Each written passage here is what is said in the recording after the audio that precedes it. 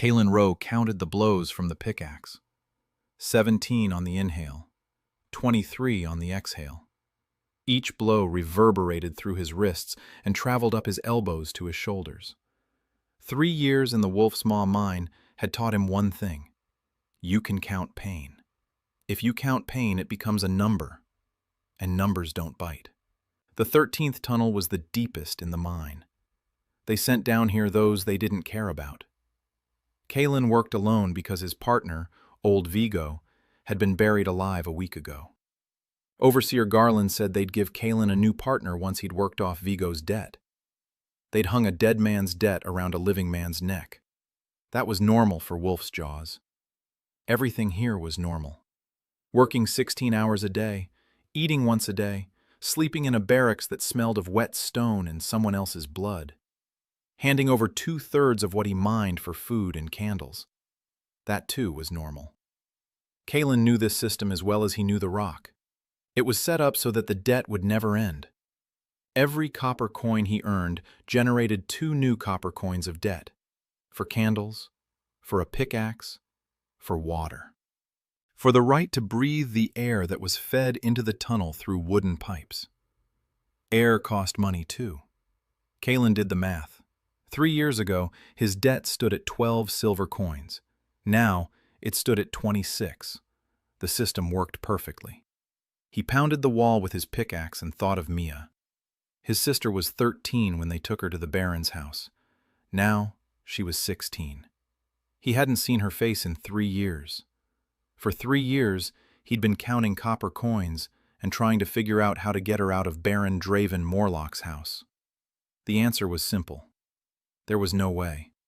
Not with a miner's copper coins, not from this pit. The pickaxe struck the rock, and the sound changed. Kalen froze. He knew all the sounds of stone. A dull thud meant a solid wall. A ringing thud meant a crack. And this sound was hollow. There was a cavity behind the wall. He pressed his ear against the rock. Quiet. Dry. No murmur of water. The void was vast and dry. Kalen looked at the candle. The flame veered slightly toward the wall. The air was being drawn that way. That meant the cavity was connected to something else. He kept striking, carefully, along the edges, not in the center, because the center could cause the entire wall to collapse at once. Kalen knew how to read stone. His father had taught him that before he was drafted into the army. A blacksmith must know ore. A miner must know rock. Kalen knew both. The stone gave way after 20 minutes. A chunk of wall the size of a barrel fell inward, and Kalen heard it roll down the other side. It rolled for a long time. That meant there was a slope down there. He stuck a candle into the breach. The light fell on a smooth, black surface. Not rock, not ore. The stone was polished so that the candles reflected in it like water. Kalen knew what that meant. The Church of the Bright Sun called such finds the legacy of the forgotten. People were burned at the stake for them. Last year, in a neighboring mine, a miner found a black slab with symbols on it and handed it over to the foreman. A week later, men in white robes arrived. They took the miner away. They took the slab away. The miner never returned. Kalen looked at the opening. He looked back. The 12th tunnel stretched into the darkness. It was a 4-hour walk to the barracks. No one knows he's here. No one will come to check. He climbed inside. The cavity turned out to be a chamber. Not huge, but large enough to stand up straight. The ceiling was vaulted. The walls were smooth. There was neither dust nor rubble on the floor. It was as if someone had cleaned up here yesterday. The candle flickered in his hand, and shadows danced across the walls. Kalen saw the markings. They ran along the walls in neat rows. Not letters, not drawings, something in between. Each symbol was the size of a palm, and it looked as though they had been pressed into the stone from the inside. As if someone had pressed a finger into soft clay, only the clay had later turned blacker than night and harder than steel. In the center of the hall stood a pedestal, low, knee-high, also black, also smooth. A disc lay on the pedestal. Kalen stepped closer. The disc was the size of a palm, 6 sides. Dark metal or stone, or something the miners had no name for. And inside the disc, a small flame burned. Red, dim, like an ember under the ashes that someone had forgotten to extinguish. Kalen looked at the flame, and the flame looked back at Kalen. He thought it was beautiful. It was his first thought about beauty in 3 years. Nothing in the mine is beautiful. Things are either useful or useless. This disc was beautiful, which meant it was valuable, which meant it was dangerous. If Garland found out, he'd kill him. If the church found out, they'd burn him. If he left the disc here and walked away, in an hour the water from the 12th tunnel would rise and he'd drown in the darkness. He could already hear it gurgling behind the wall. A cave-in had blocked the drainage ditch. The water was flowing this way. Kalen picked up the disc. The metal was warm, not from the candle, but from within, like a living body. The flame flickered, and Kalen sensed it, not a voice, not words, but a sensation, as if someone very old and very weary had opened one eye for the first time in 1,000 years, and asked, a single word without a word, Master. Kalen stood in the ancient hall, ankle-deep in water, with a candle in one hand and the warm disc in the other. 23 years of hunger, 3 years in the mines, a debt that would never end. A sister he couldn't buy back, a dead father, a dead mother, a world where a man is worth less than a pickaxe. And that little flame asked him, Master. Kalen replied, Consider it a yes. The flame flared brighter, not blindingly, evenly, like a stove into which firewood had been tossed after a long night. The warmth traveled from his palm up his arm and settled in his chest. It didn't hurt. It wasn't scary, just warm, as if someone had placed a warm stone on his heart. The water was already knee-deep. Kalen tucked the disc into his shirt and climbed back into the crevice. The candle went out.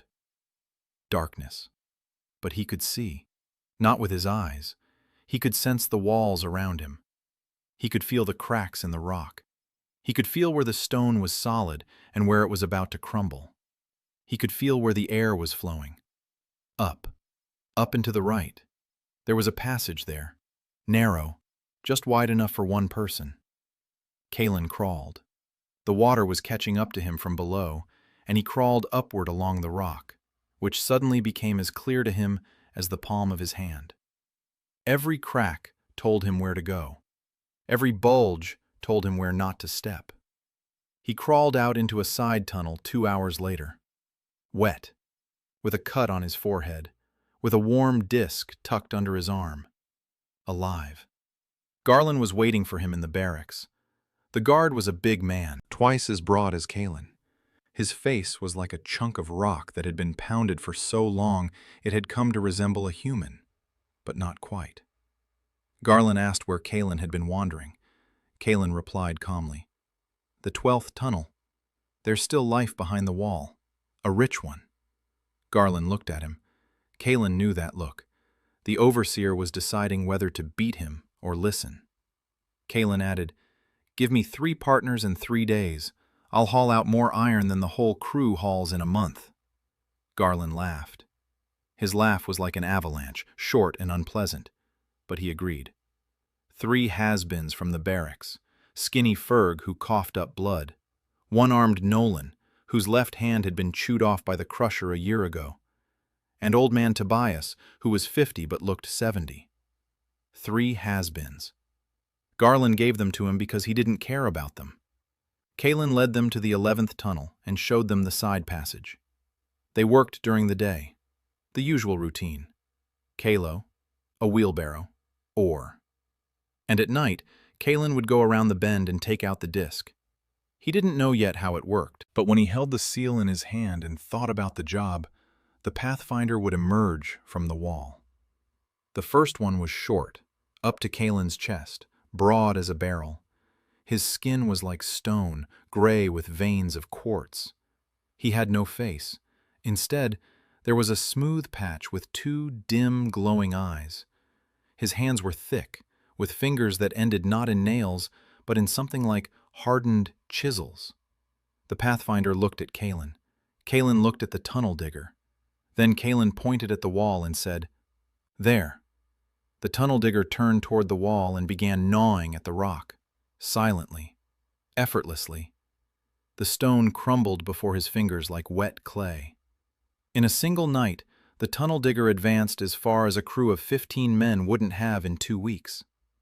In the morning, Kalen loaded the ore into wheelbarrows. Ferg, Nolan, and Tobias didn't ask any questions. In the mine, you don't ask questions. You either work or you die.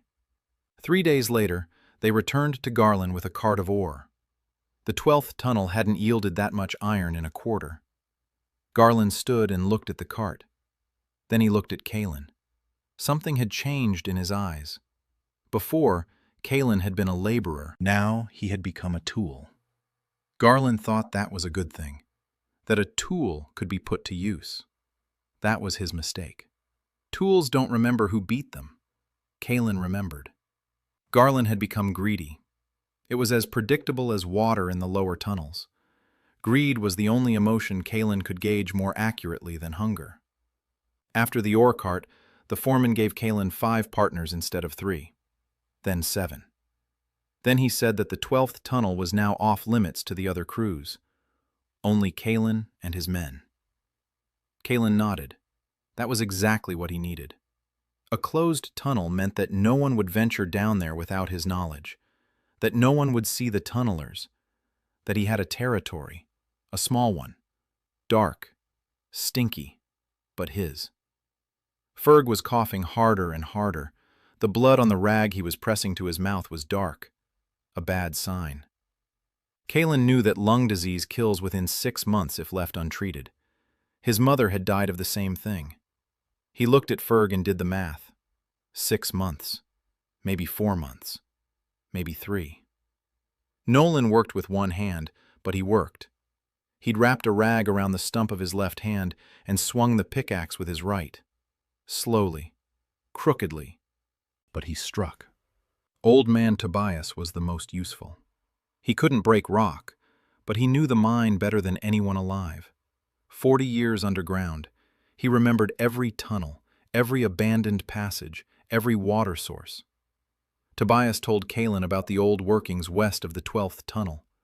They'd been abandoned 20 years ago when the ore ran out, but there were large cavities there, dry ones, with good air. Kalen listened and memorized everything. At night, he would go out alone. The seal warmed his chest beneath his shirt. He summoned the passers. First 1, then 2, then 4. Each new passer cost him strength. After the 4th, Kalen's vision darkened and his legs buckled. He realized that the seal was taking its toll. Not with blood, not with pain, with time. Every hour he spent underground filled the seal. Every hour on the surface drained it. The Pathfinders worked through the night. They didn't sleep. They didn't eat. They didn't get tired. In one night, 4 Pathfinders dug a side tunnel from the 12th adit to the old Tobiah workings. 200 paces through the rock. Kalen followed them, running his fingers along the walls. Smooth, even. The tunnelers weren't just gnawing at the stone. They were leaving behind a corridor with straight walls and a vaulted ceiling, as if they were building rather than digging. The old workings were spacious. 3 chambers, each the size of a barracks. High ceilings. Air flowed in from somewhere above through natural cracks in the rock. Water trickled down the far wall in a thin stream and drained into a crack in the floor. Drinkable. Kalen tasted it. Clean, cold, no metallic aftertaste. He stood in the empty chamber and took stock. 3 chambers. Each could hold 20 people if they set up cots. There's water. There's air. We need a stove. We need light. We need food. He took out the seal. The flame burned steadily. Kalen thought about light. A firefly appeared out of thin air. Small, about the size of a fist. Round. A soft light like a candle's, but without fire.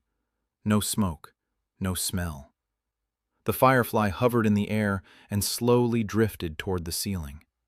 The hall filled with warm, golden light. Kalen looked at it, and for the second time that week, thought how beautiful it was. Then he thought about the supports. The vaults in the old mine shafts had stood for 20 years without support, but Kalen saw cracks. Small ones. Not dangerous yet. Dangerous in a year. The weaver emerged from the wall, slender, tall. 8 limbs like a spider's but thinner. Its stone skin was lighter than that of the passers through, almost white. The weaver climbed up the wall toward the ceiling and began to work. Threads stretched from its fingers. Not a web, something like liquid stone that hardened instantly. The threads settled on the vault in a pattern, crisscrossing, layer upon layer. An hour later, the ceiling was covered with a mesh stronger than any wooden support. Kalen tapped it with a pickaxe. The sound was like that of a bell. The weaver looked down at him from above, 2 dull, expressionless eyes. Kalen nodded to him. The weaver nodded back. A week later, Kalen moved Ferg, Nolan, and Tobias into the first hall. He did it at night. He told them he'd found a dry place where they could sleep without rats. Ferg didn't ask any questions. Nolan didn't ask any questions. Tobias looked at the smooth walls and the firefly under the ceiling and said that, at his age, being surprised was bad for the heart. Then he lay down on a bed of dry moss and fell asleep for the first time in years without a cough caused by the dampness. Kalen didn't sleep. He sat by the wall and counted. 3 people, 1 room. This was a beginning. But the beginning of what? He took out the seal and stared at the little flame. The little flame stared back at him. And for the first time, Kalen asked it a question, not with words, but with a thought. What are you? The answer came not as a word, but as an image. Kalen saw a city, huge, underground, halls as tall as 10 houses, bridges over underground rivers, light everywhere, warm, golden. Thousands of beings resembling the passers and weavers, yet different. Some were building, others were carrying, still others were singing. Others were painting patterns on the walls that glowed in the dark. And standing above it all was a figure, tall, superhuman, with a hexagonal symbol on its chest. The Founder. The image faded. Kalen sat in the darkness and breathed. Then he said quietly, "All right, I get it. You want me to build." A tiny light flickered, approvingly. Kalen tucked the seal into his bosom and thought of Mia, 16 years old, in the Baron's house, 3 years without his brother. He clenched his teeth. First he needed a base, then he needed people, then he needed money, then his sister. He knew how to count. In the morning they carried the ore upstairs. Garland was pleased. He even gave them an extra portion of porridge. Kalen ate and counted. 8 partners in the crew. 3 of them were his men, 5 newcomers. He'd have to keep an eye on the newcomers. Among them was a guy named Dax, young, angry, with a deserter brand on his left wrist. A former soldier who'd been caught trying to escape and sent to the mine instead of the gallows. Dax worked furiously. He pounded the rock as if it were an enemy. Kalen watched him and thought, "This one's either one of us or dangerous. There's no middle ground." He waited 2 days. On the 3rd day, Dex broke his pickaxe. Garland whipped him for the broken pickaxe. 5 lashes. Kalen approached Garland before he could even pull out the whip and said the pickaxe had broken poor quality steel. He knew because his father was a blacksmith. Garland looked at the pickaxe. He looked at Kalen. Kalen added that if Garland wanted the 12th tunnel to yield as much ore, the men needed tools that weren't broken, and backs that weren't broken too. Garland put away his whip. Dex looked at Kalen, for a long time, in silence. That evening in the barracks, he sat down next to Kalen and said he owed him one. Kalen replied that he didn't. It was just that a whipping meant 3 days off work, and he couldn't afford to lose 3 days. Dex smirked, but Kalen saw his eyes. There was something there besides the smirk. Something like the first genuine interest he'd felt in a long time in a person who wasn't trying to use him. Or who was trying, but at least was honest about it. Kalen lay down on his cot and closed his eyes. And he had a dream. A man in strange clothes was sitting at a table. In front of him was a sheet of paper. No, not a sheet of paper. Something flat and glowing. There were lines on it, a blueprint. The man was drawing a system of pipes, thin ones and thick ones. They ran down from the surface at an angle. Kalen didn't understand the words the man was muttering, but he understood the blueprint. It was a ventilation system, a way to draw fresh air from the surface to any depth. Without wooden pipes that rot, without pumps, which Kalen doesn't have. Just the right angle and the right diameter, and the temperature difference would take care of the rest. Kalen woke up. He sat up. He pulled a piece of charcoal from under his cot and sketched what he remembered on the floor. Pipes, angles, cross-sections. He didn't understand where this dream had come from, but he understood the diagram, and the diagram worked. For 2 weeks, Kalen lived a double life. By day, he was the best miner in the 12th tunnel. The ore was coming in steadily. Garland got his numbers and asked no questions. At night, Kalen would go down to the hideout and build. 4 tunnelers expanded the first chamber and dug 2 more side tunnels. The weaver reinforced all the arches. Kalen cut out a ventilation shaft based on the drawing from his dream, an inclined, narrow, 1.5 palms wide. It sloped upward at an angle and emerged into a natural crevice in the rock. The air flowed on its own. Warm air rose from below, drawing cold air from above in its wake. No pumps, no pipes, just physics, which Kalen couldn't name as such but understood in his gut. It became easy to breathe in the shelter. Ferg stopped coughing up blood.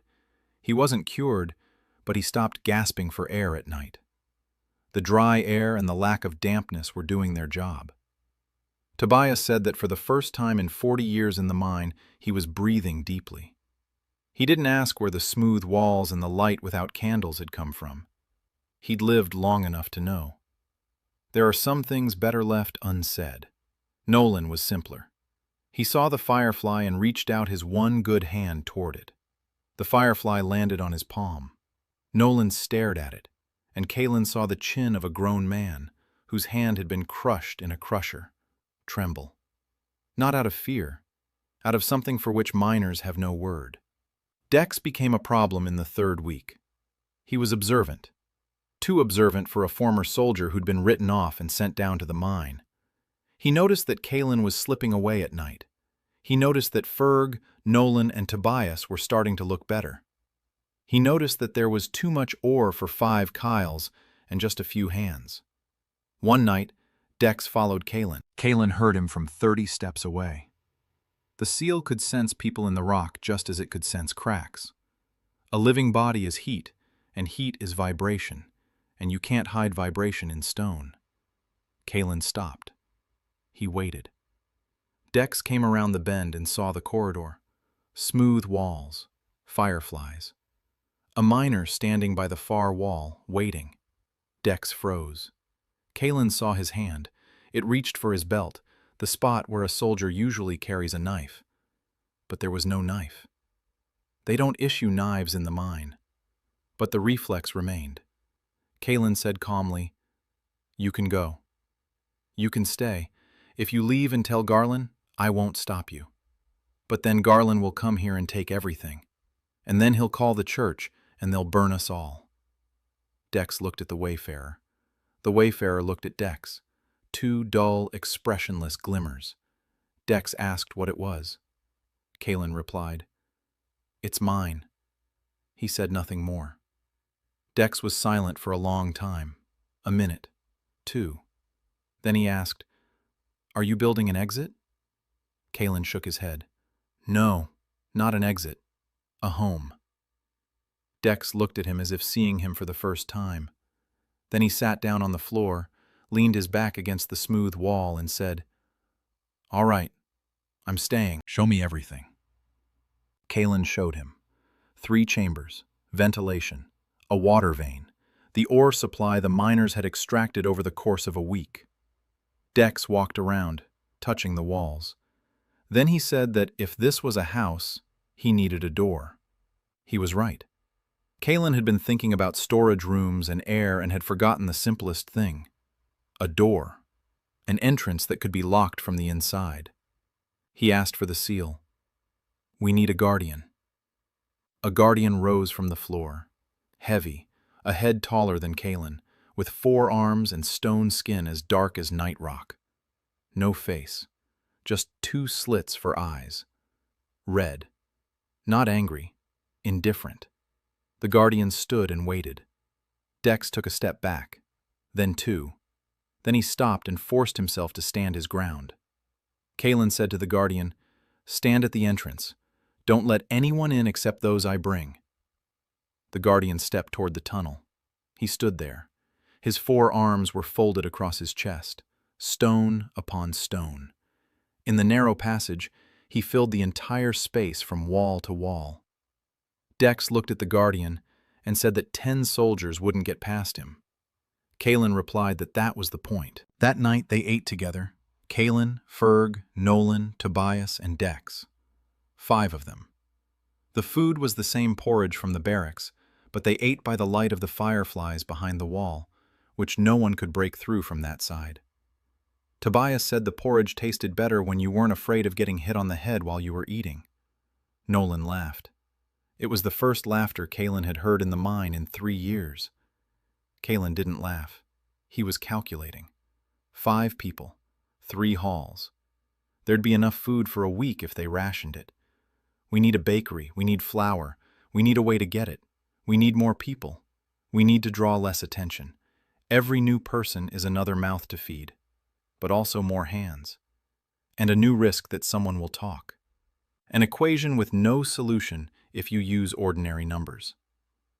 Kalen lay down and had a second dream. The same man, the same strange drawings on a glowing sheet. This time he was drawing an oven. Not an ordinary one, a sealed one. The smoke didn't rise upward but flowed sideways, through a long channel that heated the wall. The wall radiated heat into the room. The smoke passed through the clay and was purified. Less soot. More heat. Less firewood. Kalen remembered everything. In the morning, he drew it on the wall with charcoal. Then he built it. His first stove. Out of stone that the Pathfinder had quarried according to his instructions. Precise dimensions. Precise angles. The chimney led into a side tunnel and, after 20 paces, emerged into an old ventilation crack. Dex brought the firewood. He took it from the upper storage room where the overseers kept their own supply. He stole it. Calmly and professionally. The former soldier knew how to steal better than any miner. The stove started up in the evening. Heat spread along the wall. The stone warmed up and held the heat for hours. The hall grew warm. Ferg pulled his cot closer to the warm wall and fell asleep. Kalen sat by the stove and thought. This could be scaled up.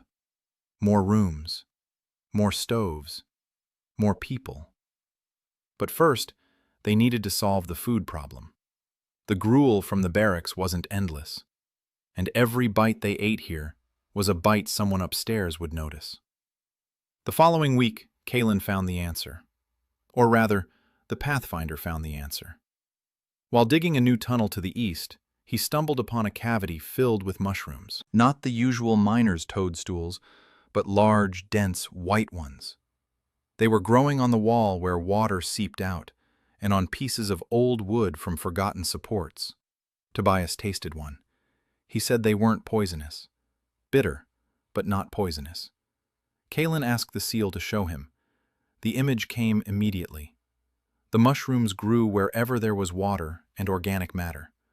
The old wooden supports were organic matter.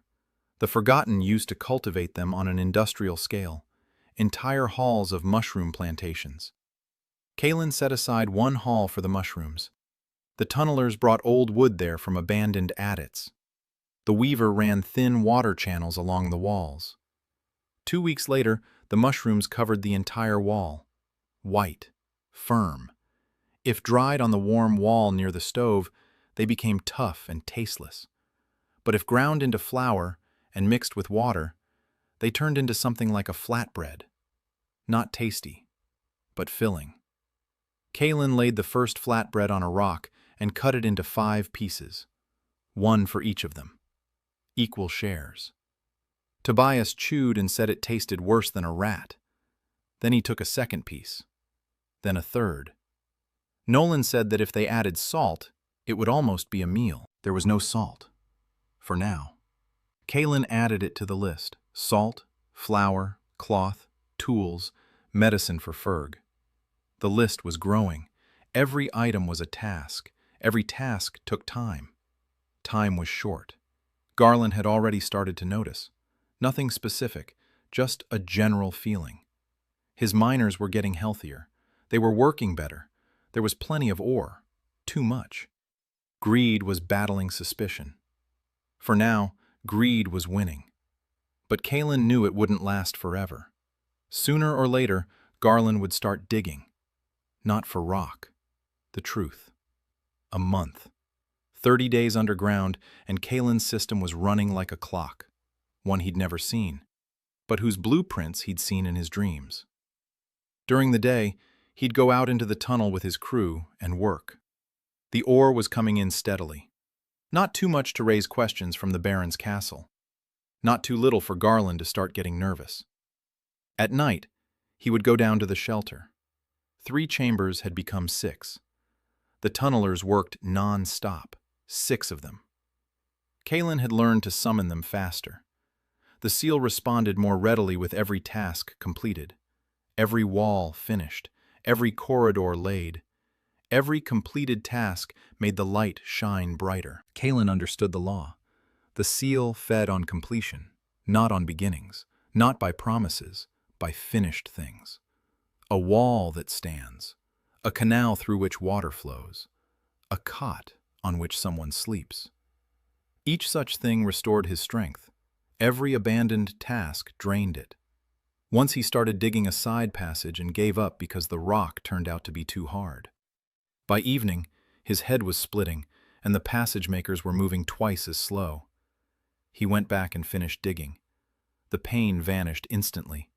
He understood. Don't give up. Never give up.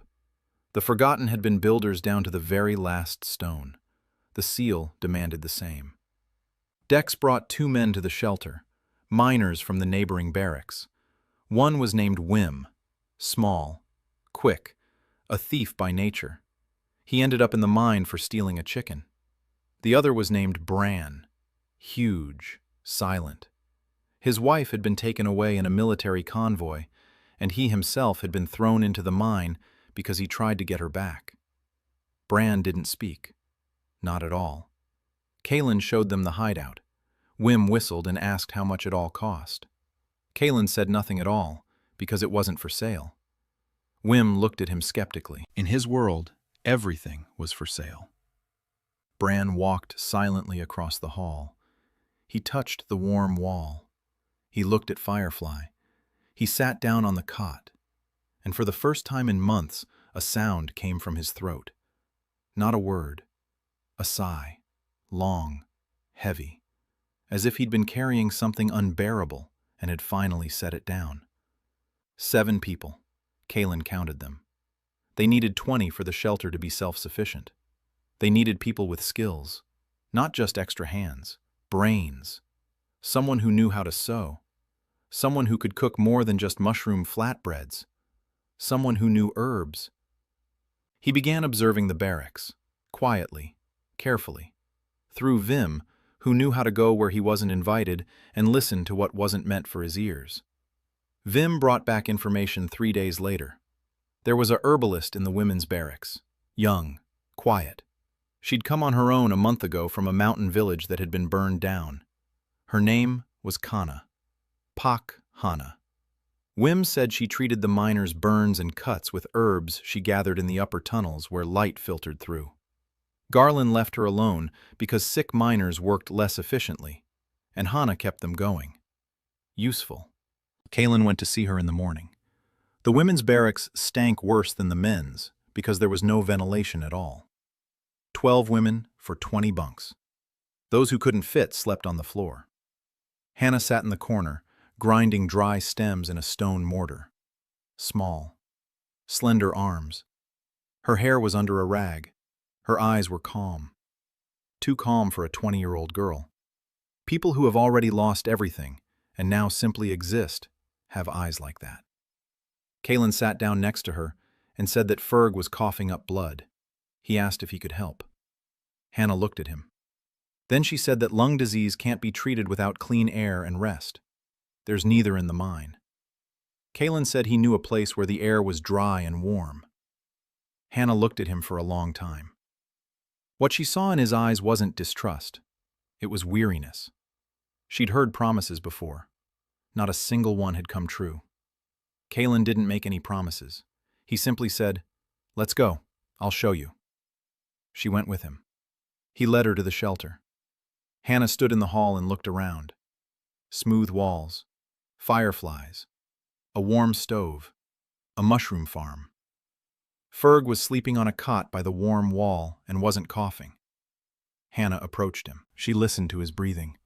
She touched his forehead.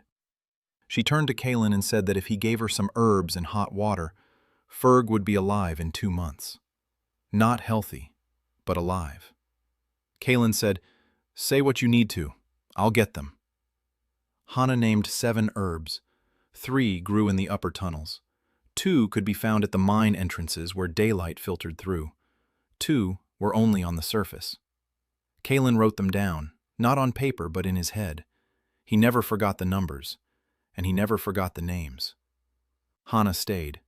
She didn't ask for a room. She didn't ask for any special conditions. She just stayed and started working. Kaylin set aside a corner for her in the 3rd hall. Then he thought better of it. No, not a corner. A corner is what you give to someone you don't respect. He asked the tunnel cutter to carve out a separate niche in the wall, a deep one, with a shelf, with a bench carved out of stone, with a firefly on the ceiling. A small room. The first room in Hannah's life that belonged to her. Hannah stepped inside. She touched the shelf. She touched the wall. She looked at the firefly. Then she sat down on the bench and sat there motionless for a long time. Kaylin left. He didn't watch. Some things a person needs to go through alone. The problem came 2 days later. Garland summoned Kaylin from the mine shaft. Standing next to the overseer was a man Kaylin had never seen before. Thin, clean, too clean for the mine, wearing clothes that cost more than the entire barracks. An inspector from the Baron's castle. The inspector looked at Kaylin as if he were a piece of ore, not a person, a resource. He said that Baron Draven was curious as to why the 12th tunnel was producing 3 times the quota. Kaylin replied that he'd found a rich vein. The inspector nodded. Then he said he wanted to see the vein. Tomorrow, first thing in the morning. Kaylin nodded. He returned to the hideout. He gathered all 7 of them. He said, "Tomorrow, the Baron's man will come here. He must not see this place. But he must see the ore. We need a vein, a real one we can show him." Tobias raised his hand. He knew a spot. An old exploratory shaft 300 paces from the 12th tunnel. There was a vein there, a poor one. It had been abandoned 15 years ago because it wasn't profitable to mine it. But the vein was real. Kaylin sent 2 miners there. Overnight, they cleared out the shaft and chiseled away at the vein so it looked rich. They sprinkled ore from the stockpile on top. In the morning, Kaylin led the inspector to the vein. The inspector looked. He felt the rock. He took a sample. He said that the Baron would be pleased. He left. Kaylin stood there, watching him go. His heart beat steadily. His hands didn't tremble. 3 years in the mines had taught him to hide his fear deeper than any tunnel. But he knew. The inspector would return. And next time, the added ore wouldn't be enough. He had to speed things up. That night, Kalen summoned the chronicler. He didn't know what to expect. The seal didn't respond right away. It took a long time, a minute, 2. Then a creature emerged from the wall. Slender, tall, taller than Kalen. Its skin wasn't stone-like, as with the others, smooth, dark, like that black stone in the ancient hall. Its fingers were long, 6 on each hand. It had a face, not human, narrow, with 2 large eyes the color of old amber, and a mouth, thin, capable of speech. The creature looked at Kalen. Then it spoke. Its voice was like the rustling of old pages, quiet, sad. It spoke. Finally, Kalen asked, "Who are you?" The creature replied, "Sha'ir, the chronicler, the last one who remembers those who came before you." Kalen looked at her. Yes, at her. He couldn't explain why, but he knew that Sha'ir was her. Something in her voice. Something in the way she held her long fingers. He said, "I need help." She replied, "I know. That's why I'm here. Tell me what you're building." And Kalen told her. Everything.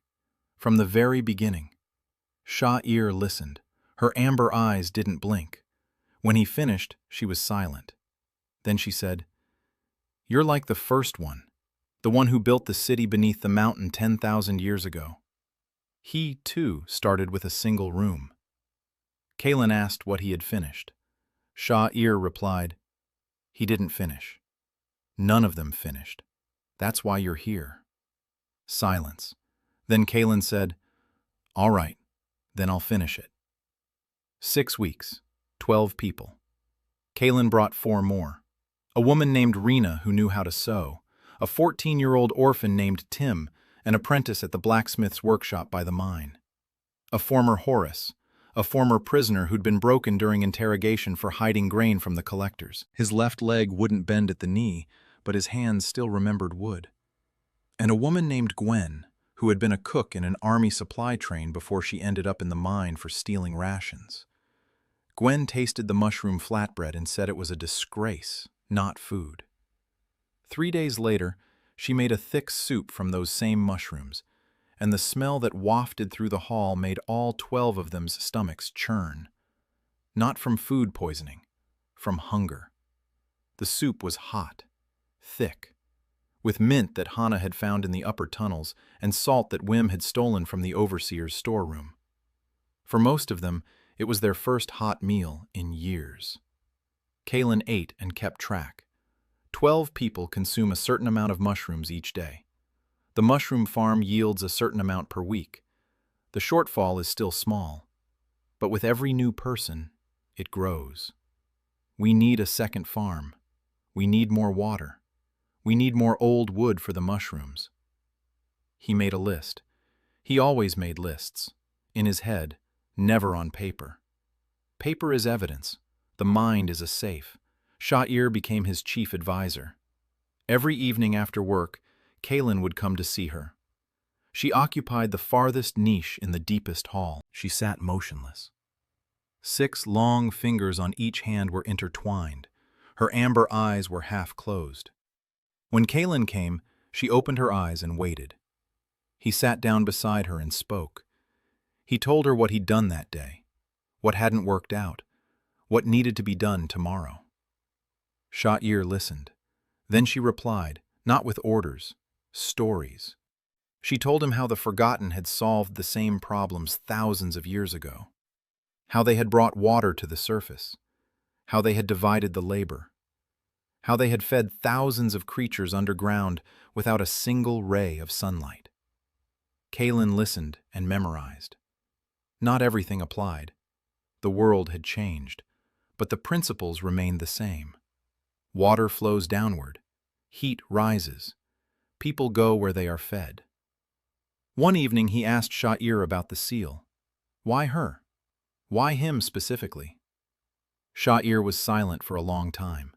Then she said, "The seal does not choose the strong, not the smart, not the brave. The seal chooses the one who is underground but has not given up underground. Over 1,000 years, many have found this hall. Miners, scouts, thieves. They took the disc." The little flame asked, "Master?" They did not answer, or answered incorrectly. One wanted power, another wanted gold, a third wanted to escape. The seal remained silent in their hands, because they wanted something for themselves. Kalen asked, "And me?" Sha'ir looked at him. "You wanted to ransom your sister. That's for someone else."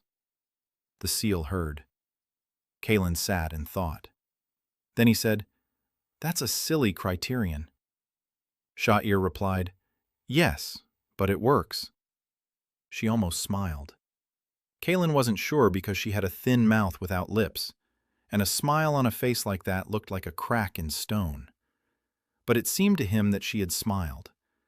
Problems were piling up faster than he could build. Garland began counting people, literally. He noticed there were fewer heads in the barracks that morning. Not by much, 1 or 2. But Garland was greedy, and greedy people keep a close count of their possessions. The miners were his possessions. He arrived at the 12th tunnel without warning. Kalen heard him 100 steps away. The seal had given him this ability, and he had learned to use it. He quickly tucked the fireflies into his pocket. He signaled the tunnel runner to disappear into the wall. The tunnel runner slipped into the rock as if into water. Not a trace. Garland walked in and saw an ordinary tunnel. Dirty, dark. Miners were breaking rock by candlelight. Everything was as it should be. He looked at Kalen. Kalen looked at him. Garland asked where the 2 men from the 3rd barracks had gone. Kalen replied that he didn't know. He worked in the 12th tunnel. He didn't keep tabs on the 3rd barracks. Garland stood there and watched. He didn't believe it. But he couldn't prove it. He left. Kalen exhaled, quietly, through his nose, so that no one would notice. That evening he gathered everyone together, 12 people in the large hall, by the light of the fireflies. He said that Garland had started keeping track, that they needed to be more careful, that during the day, everyone assigned to the barracks had to be in the barracks. At night they could go down below, but in the morning, back to the surface. For now. Dex said that wasn't a solution. It was just a delay. Sooner or later, Garland would figure it out. Or the inspector would return. Or someone would let it slip. They needed a plan. Kalen replied, "I know, I have a plan." He explained. In 2 weeks, a new batch of debtors would be brought to the mine, 30 people. Garland would be busy assigning them to their posts and taking inventory. At that moment, Kalen would lead all 12 of them out of the barracks. Officially, they'll be dead. A cave-in in the 12th tunnel. The whole crew. A tragedy. These things happen. Garland will write a report and write off 12 units of inventory, living people who'll be dead on paper. But in reality, they'll be down there, in the hideout, free. Tobias asked, "And then?" Kalen replied, "Then we'll build, expand, get ready, bring in new people, quietly, one by one, 2 at a time, those for whom it's worse here than underground. And there are plenty of those here." Nolan asked, "Do you want to take over the whole mine?" Kalen shook his head. "No, the mine is just a hole. I want to build a home." Silence. 12 pairs of eyes in the light of the fireflies. Some eyes were wet, but no one mentioned it. People don't cry in the mine. It's just that sometimes water from the rock gets in your eyes. Kalen didn't sleep that night. He sat with Sha'ir and drew with charcoal on the stone floor. A map. Not a pretty one. Rough, but accurate. The 12th adit, the shelter, 6 chambers, tunnels, Tobias's old workings, ventilation, water veins, a mushroom farm, and further on, to the east, old passages that led to other mines. Tobias had told them about them. Dozens of kilometers of abandoned mine shafts, a whole network. If it were cleared and connected, one could travel beneath the Black Mountains from Wolf's Maw to the Stone Tooth Mine in the north. 40 kilometers, underground, where no baron, no inspector, and no army could reach you. Sha'ir looked at his map. Then she said, "You see what they saw." Kaelin asked, "Who are they?" Sha'ir replied, "The founders, the first masters of the seals. They saw the mountains not as walls, but as a home. Not as a barrier, but as protection. You look at a rock and see not a rock, but a place where people will live. It's a gift, or a curse. It depends on what you build." Kaelin looked at his map, then at the seal. The flame burned steadily, warmth in his chest. He said, 2 weeks, then we head down, and we're not coming back." The flame flared up, brighter, for a moment, as if it were smiling. Kaelin didn't smile back. He was counting. 2 weeks is 14 nights. 14 nights at 6 Pathfinders each is 20 new chambers. 20 halls meant space for 60 people, plus a reserve, plus storage areas, plus a second mushroom farm, plus expanded ventilation, plus a second guardian at the new entrance, plus. He was counting. It was the only thing he was truly good at, and that was enough. The collapse happened at dawn. Kaelin had been preparing it for 3 days. The tunnelers had cut through the support pillars in the 12th tunnel exactly where they needed to. Not the entire tunnel, just the entrance section, the part the overseers could see. 200 paces of rock collapsed with such a crash that dust rained down from the ceilings of the upper tunnels. Garland ran over an hour later. He stood in front of the rubble and counted. 12 people. Kaelin's entire crew, Skinny Ferg, One-Armed Nolan, Old Man Tobias, Soldier Dax, Thief Wim, Silent Bran, Herbalist Hannah, Seamstress Rena, Boy Tim, Carpenter Horace, Cook Gwen, and Kaelin himself. 12 people. Write them off. Garland stood in front of the cave-in and thought. Kaelin knew what he was thinking because he knew Garland as well as he knew the rock. The foreman counted ore, not people. 12 miners meant a shortfall of that tons per quarter. That meant questions from the inspector. That meant trouble with the Baron. But clearing the rubble would take 2 weeks of work and 10 men who'd have to be pulled from other tunnels. Garland did the math and decided the dead were cheaper. He wrote the report. Collapse. 12 dead. Tunnel closed. Kaelin stood on the other side of the rubble and listened through the rock as Garland walked away. The footsteps grew fainter. Fainter. Silence. That was it. They were dead. Officially. On paper. In Baron Draven Morlock's eyes, the 12 debtors had ceased to exist. But in reality, 12 people were standing in the large hall of the shelter, looking at Kaelin. He could see their faces by the light of the fireflies. Fear, hope, distrust. Rena's hands were shaking. Tim stood next to Bran, hiding behind his back. Gwen clutched a wooden spoon she'd taken from the kitchen as a weapon. Tobias sat on a rock, breathing heavily. Dex stood upright, staring at Kaelin with a steady, soldierly gaze. He was waiting for an order. Kaelin didn't give an order. He simply said, "Welcome home." Then he showed each of them their place.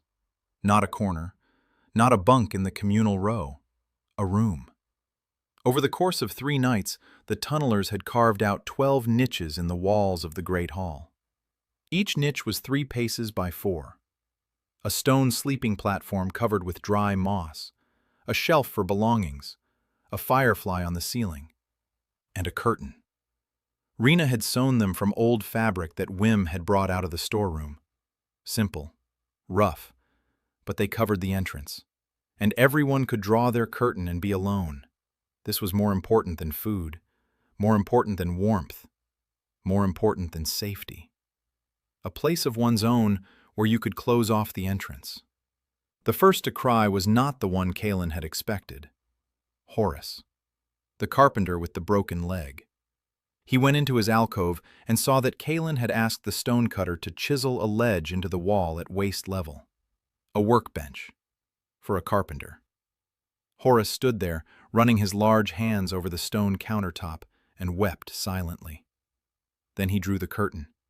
Kalen left. The first week after the collapse was the hardest.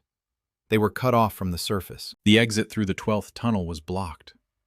The other passages led to abandoned mine shafts, not to the surface. There was enough food. The mushroom farm was operating. Gwen cooked soup twice a day. Water flowed through veins in the rock. Air circulated through the ventilation system. But people weren't used to the silence. Up above there was always noise. The blows of pickaxes, the shouts of overseers, the creaking of wheelbarrows, coughing and cursing. Here, there was silence, deep, stony. And in that silence, people could hear themselves, their thoughts, their fear. Tim couldn't sleep. The boy would wake up screaming in the middle of the night. Hannah gave him mint tea, but mint doesn't heal what's broken inside. Kalen would come to him and sit beside him.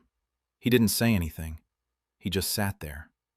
Tim would fall asleep when someone big and warm was nearby. On the fourth night, Kalen brought Firefly to him. A small one, dim, like a nightlight. Firefly hovered above Tim's cot, and the boy watched it until he fell asleep. From then on, Tim slept with Firefly, every night. Dex took charge of security, on his own, without orders. He checked on the guardians at the entrances twice a day. He patrolled the perimeter. He listened to the rock. He didn't sense the stone the way Kalen did, but he had something else. A soldier's intuition, a nose for danger. He told Kalen they needed a second exit, an emergency exit. Kalen knew. He'd already thought of it. The tunnelers had started digging eastward, toward the old mine shafts Tobias had mentioned. The journey was supposed to take a week. Tobias led the way, not with his feet, but with his mind. He sat against the wall and from memory drew with charcoal on the stone every turn, every fork, every collapse. 40 years underground. The entire map of the Black Mountains in one old head. Kalen sat beside him and memorized it. In the second week, what he'd feared happened. Wim came by at night and said that Bran was packing his things. Kalen went to see him. Bran was standing in his alcove. He had nothing to pack. A rag. A stone with which he sharpened a non-existent knife. He stood there, staring at the wall. Kalen asked, "Where?" Bran didn't answer. He hadn't spoken since the day he lost his wife. Kalen sat down on the floor at the entrance to his alcove and said, "I don't know where she is, but I'll find out. I need time. Give me time and I'll find her." Bran stood there watching. Then he turned to Kalen. In his eyes was what Kalen had seen in the mirror every day for 3 years. The helpless rage of a man who had lost someone and couldn't bring them back. Kalen knew that feeling. Mia, his sister. 3 years. He said, "I understand." Bran sat down. He didn't leave. Kalen went out and told Wim, "Find me some information. The military convoy that took Bran's wife, where it went, where it is now." Vim nodded. To do that, he'd have to go up to the surface. Vim was the only one Kalen let go up there. Small, fast, inconspicuous. He knew every crack in the wolf's maw, every crawl space, every hole in the fence. Wim would leave for 6 hours and return with food, news, and small items he stole as naturally as others breathe. Through him, Kalen knew what was happening above ground. Garland had assembled a new crew for the 11th tunnel. The inspector had left to return to the castle. Baron Draven was preparing a report for the capital on the losses in the mines. 12 dead miners didn't interest anyone. Just a number in a column. A bullet point in the report. Kalen listened and built. By the end of the second week, the shelter had become a settlement. 22 rooms. A large common hall for meetings and meals. a kitchen with 2 stoves that Kalen had built according to blueprints from his dreams, a healing room where Hana had hung herbs and set up stone vats for hot decoctions, a workshop where Horus began working with the wood that Vim brought from the surface. The mushroom farm had expanded to 2 halls. A second water vein was found to the east. Warm, almost hot. Water heated by the rock flowed up from the depths. Kalen couldn't believe it. He stood before the stone pool that the Pathfinder had carved out in a single night, watching as warm water filled it. Steam rose toward the ceiling. Fireflies were reflected in the water. A bathhouse. A real bathhouse. Gwen was the first to step into the water. She stood waist deep in the warm water and said nothing. Then she laughed, quietly, as if she'd remembered what she was capable of. Rena went in next, then Hana, then the rest. Kalen stood at the entrance and listened. Laughter, warm water, light, silence without fear. He thought that this was what was worth counting for. Not copper coins, not ore, but this. The moment when a man who'd been beaten for 3 years steps into warm water and laughs. The 3rd month, 53 people. Kalen hadn't planned on it happening so quickly, but the world above had decided for him. The war with Morven was devouring people, and Baron Draven had doubled the taxes. Villages that couldn't pay handed over people. People were driven into the mines. Wolf's maw became cramped, hungry, and full of hatred. Garland beat them more often. He fed them less often. People died faster. And rumors spread. Quiet as water, seeping through cracks in the rock. One of the new debtors had heard from someone who'd heard from someone else that there was a place deep in the tunnels. Warm, well-fed, where they weren't beaten. Vim brought these rumors, and Kalen listened with a stony face. Rumors were dangerous. Rumors attracted both those who needed help and those who needed information to sell. He instituted a rule. Every newcomer must be vetted by Dex, personally.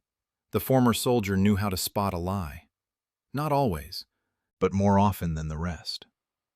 D-Dex would talk to each person for an hour, in the dark, one-on-one. Then he'd come to Kalen and report, "This one's clean, this one isn't. I'm not sure about this one." Kalen would check the ones Dex couldn't read himself, not through conversation, but through action. He'd give them a task, a small one. Sweep the hall, bring some water, help Gwen in the kitchen. And he watched how each person worked. Those who came seeking warmth worked gratefully. Those who came with ulterior motives worked impatiently. The difference was subtle, but Kalen could see it. 3 years in the mine had taught him to read people just as he read the rock, by the cracks. In 3 months, he turned down 4.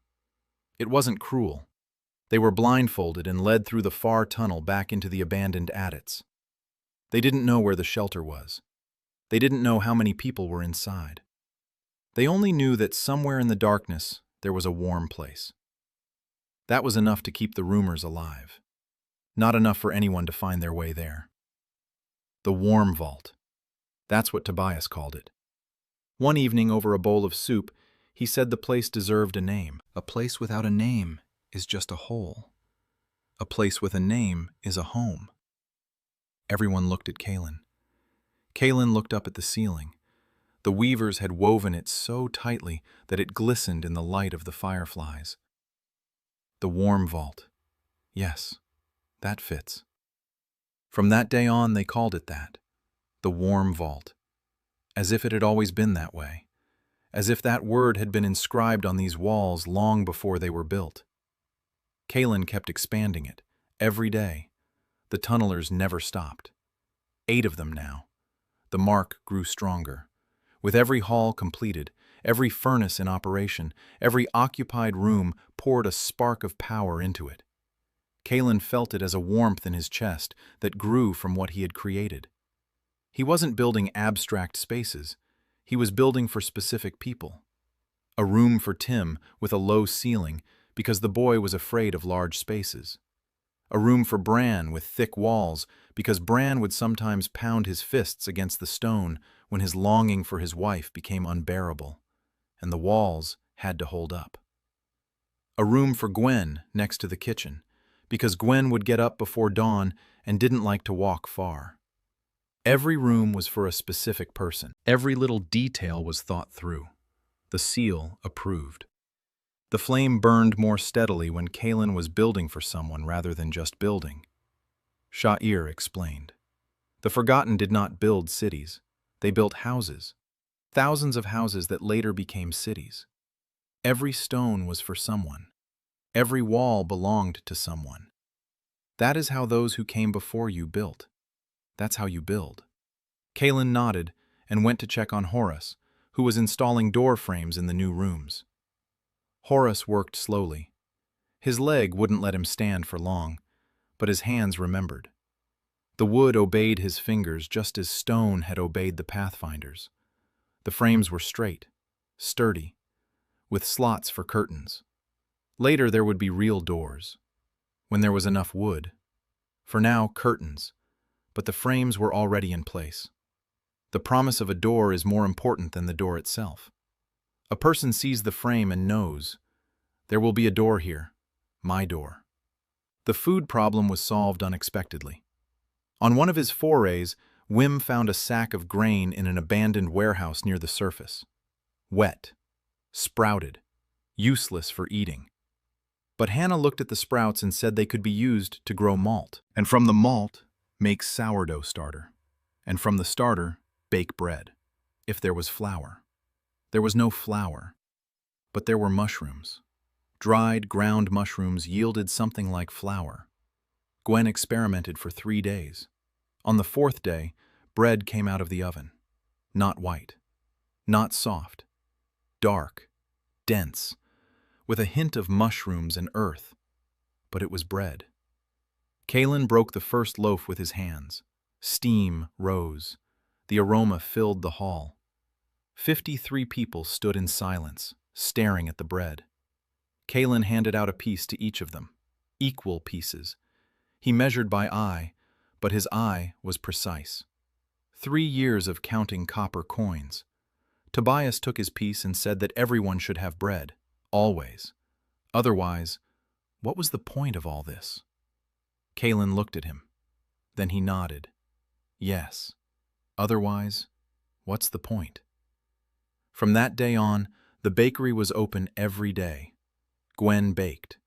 Hannah prepared the sourdough starter. Tim carried water. The boy found his place in the kitchen. He couldn't quarry stone and didn't know how to do carpentry, but he could carry, clean, and wash. And Gwen didn't hit him when he dropped a bowl. She'd say, "Pick it up, bring another one." No yelling, no hitting. Once, Tim dropped an entire pot of soup. He froze. He waited for the blow. Gwen looked at the puddle on the floor. She looked at Tim. She said, "It happens. Let's wipe it up and make some more." Tim stood there looking at her as if she'd said something impossible. Then he took a rag and began to wipe it up. His hands were shaking, but he wiped it up. At the end of the 3rd month, the day that Kaelin had been both waiting for and dreading, Wim brought the news. Baron Draven is sending a 2nd inspector, not just one, with a guard detail, 5 soldiers. The inspector was to examine all the tunnels, including the closed ones, including the 12th. Kaelin listened and nodded. Then he went to see Dex. The two of them sat together in the far hall, and for the first time, Kaelin discussed something he didn't want to discuss. What to do if the inspector found the entrance. Dex said, "The Guardians." Kaelin remained silent. Dex added, "They're not people. They're stone. Stone doesn't kill. Stone just stands there. And the people who crash into the stone have only themselves to blame." Kaelin knew that wasn't true. That a wall placed in a person's path is a weapon if that person can't turn back. But he understood something else as well. 53 lives behind him. Tim, who finally sleeps without screaming. Hannah, who heals. Gwen, who bakes bread, Ferg, who breathes, Bran, who hasn't left yet. Kaelin said, "First, let's try without the Guardians." Wim met the inspector, on the surface, at the entrance to the 11th tunnel. Wim was dressed like an ordinary miner, dirty, skinny. He approached the inspector and said that the 12th tunnel was flooded, water up to his chest. Rats, rotten supports, dangerous. The inspector looked at him. Wim added that the last time they went in there, they lost 3 men. The inspector looked at his soldiers. The soldiers didn't want to go into the flooded tunnel. You could see it on their faces. The inspector thought for a moment. Then he said he would inspect the other tunnels. He'd mark the 12th as hazardous. He left. Kaelin stood behind a wall 20 paces away from them and heard every word through the rock. He exhaled. It didn't go away. It lingered. The difference was enormous. He hadn't slept that night.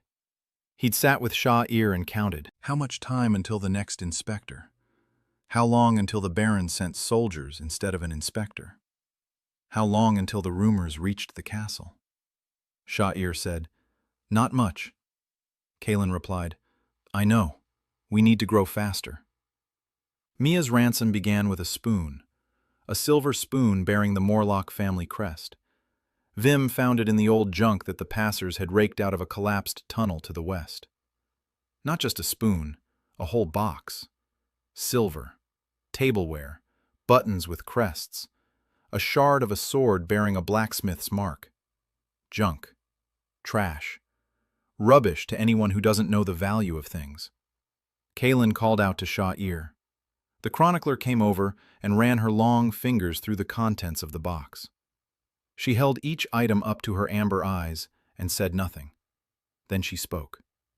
This sword belonged to Doran Morlock, the 3rd Baron of the house. He lost it in the mine 120 years ago while descending to inspect the lower tunnels. He fell, broke his leg. The sword remained down there. The Morlock family had been searching for it for 3 generations. For nobles, a lost family sword is a disgrace that no amount of gold can atone for. Kaelin looked at the shard. Rusty, bent, the hilt had rotted away. The blade was cracked in 3 places. Junk. But the armorer's mark was intact, and the coat of arms on the pommel was intact. That was enough. He called for Tim. The boy spent 2 days cleaning the rust off the blade, not until it shone, but just enough to make it recognizable. Kaelin wrapped it in a cloth and gave it to Vim. Vim took it to the surface and, 3 days later, handed it over to the merchant, Hesu, an old merchant who came to Wolf's Maw once a month with goods for the overseers. Vim had found him through a tip from Tobias, who knew all the old merchants in the area. Hesu was cunning, elderly, with a face that didn't change when he heard numbers, not a single muscle, a professional mask. Wim handed him the blade and relayed Kaelin's words. An exchange. Doran Morlock's blade for a girl from the Baron's household. Mia Rowe, a maid, 16 years old. Hesu looked at the blade, looked at Wim, asked who was behind it. Wim answered. The man who had found what the Morlock clan had lost 120 years ago. Hesu was silent for a moment. Then he nodded. A week later, Hesu arrived at the Baron's castle. Kaelin knew this from Wim, who was watching the road from a rocky crevice. Hesu entered the castle in the morning. He left in the evening. Alone. Kaelin waited 3 days. On the 4th day, Wim brought news. The Baron had agreed. The clan's blade was worth more than a single maid. The exchange would take place in a week, at the southern entrance to the Wolf's Maw. A week, 7 days. Kaelin didn't sleep a single night. He was building. A room for Mia. Not a niche in the wall. A room. A real one. With 4 walls. With a door frame into which Horus had already fitted a real door. The first real door in the Warm Vault. A door made of old oak. Heavy. With hinges that Tim had forged in the smithy from iron extracted by the Pathfinders. A door that could be locked from the inside. But the door wasn't the most important part. Kaelin had cut through a window. The Pathfinder had worked for 2 days straight. A narrow tunnel led from Mia's room through 40 paces of rock to the mountainside. Outward, toward the east. The tunnel sloped upward at an angle and ended in an opening in the rock, sheltered from the rain by a stone awning. Light streamed into the room through this opening. Real light. Sunlight in the morning, sunset in the evening, and a view of the valley, of the forest, of the sky. A window. The first window in Mia Rowe's life. Rena sewed a curtain for the window, a white one, from the fabric that Hesso had brought as part of his first trade shipment. Yes, Hesso had become a trading partner. Kaelin had offered him a deal. Iron from the warm vault in exchange for fabric, salt, Icha, and news. Hesso had traded with the mines his whole life. He knew the value of iron, and he knew that the iron Kaelin was offering him was purer and cheaper than what Wolf's Maw provided. The miners extracted ore without impurities. Hesso didn't ask how. A merchant who asks unnecessary questions is a former merchant. He agreed. The day of the exchange. Kaelin couldn't go himself. The overseers recognized his face. He sent Dex. The former soldier put on clean clothes that Rena had sewn from new fabric. Vim followed him like a shadow. Bran followed Vim, in silence. Bran still wasn't speaking, but he was huge, and his mere presence was enough to keep people from asking questions. Hesso led Mia to the south entrance, small, thin. Her hair was cut short. In the Baron's house, the maid's hair was cut short to avoid dealing with lice. A gray dress, bare feet, and her eyes, heavy, old. Not the eyes of a 16-year-old girl, the eyes of someone who had seen too much, too soon. Dex walked up to her and said her brother was waiting. Mia looked at him. She didn't believe him. Dex didn't try to convince her. He turned and walked away. Mia followed him, because there was nowhere else to go. They led her through the tunnels for 4 hours, down, deeper, darker, then lighter. Fireflies, warm air, the smell of bread, the sound of voices. Mia stopped. She looked around. A large hall, light, people, stoves, curtains at the entrances to the rooms. A child running across the hall with a bowl. Tim. A woman laughing at something by the stove. Gwen. And a man standing in the middle of the hall looking at her. Tall, thin, with arms that were broader than she remembered, with a face that had grown older, with eyes that had grown calmer. Kaelin. Mia stood there, looking at her brother. Kaelin stood there, looking at his sister. He didn't rush toward her, didn't hug her, didn't shout. He just said, "Hi, let's go. I'll show you your room." He led her down the hallway. A door, oak, heavy. Kaelin opened it. A room. 4 walls, a cot, a shelf, a firefly, and a window. Mia walked over to the window. Beyond it was a valley, a forest, the sky, the setting sun, orange, warm. She stood there and watched, for a long time. Kaelin stood behind her and said nothing. Then Mia turned around.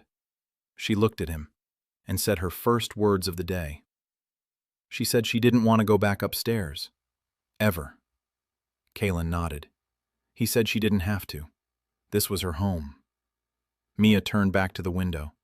The sunset was fading. She stood there and watched. And behind her, in the hallway, stood the guardian, 4-armed, stone. He silently held the door open for her. Mia didn't speak for the first 3 days. She sat in her room. She looked out the window. She ate what Kaelin brought her. Not much. Hannah came by twice a day. She checked on her. Mia wasn't physically ill. Her body was as healthy as the body of a 16-year-old girl could be. A girl who had spent 3 years scrubbing other people's floors and washing other people's laundry. But inside, something was broken that Hannah couldn't heal with herbs. On the 4th day, Mia left her room. On her own. without being asked. She went into the great hall. She stood by the wall and watched people eat. Gwen saw her. Silently, she set a bowl of soup in front of her. Mia sat down. She ate. Her eyes darted around the hall. She was counting. Kaylin recognized that look.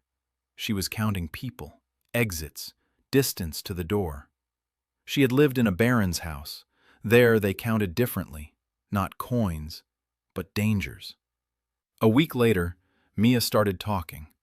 Not to Kaylin, with Tim. The boy was 2 years younger than her and afraid of all adults. But he felt at ease with Mia.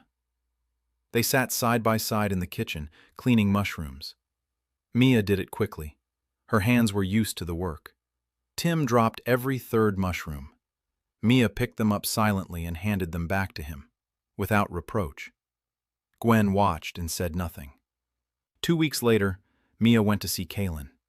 He was sitting with Sha'ir in the far hall, drawing with charcoal on the floor, new corridors, an expansion to the east. Mia sat down beside him. She looked at the map. Then she spoke. She needed to tell him something, about the Baron's house, about what she had seen and heard over the past 3 years. Kaylin set down the charcoal. He listened. Mia spoke quietly, calmly, like a report, without emotion.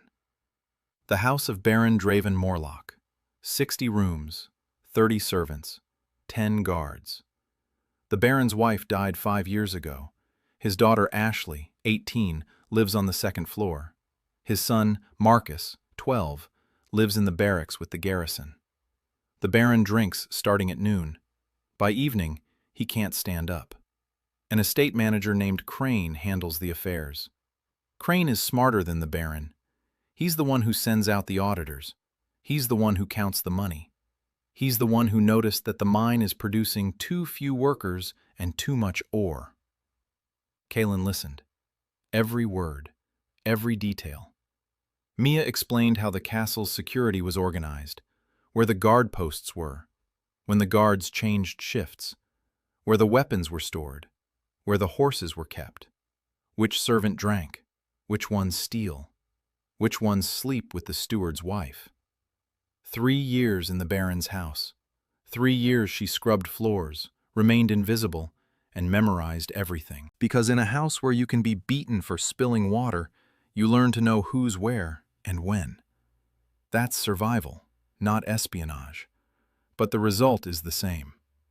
Sha'ir listened nearby.